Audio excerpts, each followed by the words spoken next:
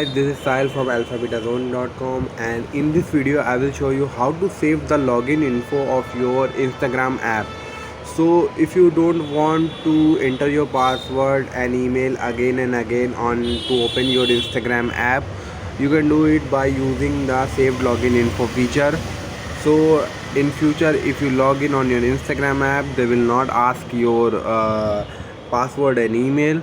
So in order to save login info, first you need to open your Instagram app, and here you need to click the three line icon at the top right corner of the screen, and now you need to select the setting option.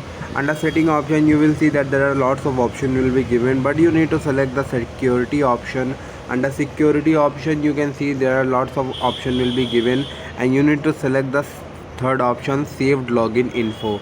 Now you can see that once you toggle on this feature, now Instagram will not ask your password again and again, and when you sign in, you can easily sign in on your Instagram app without using your password or email.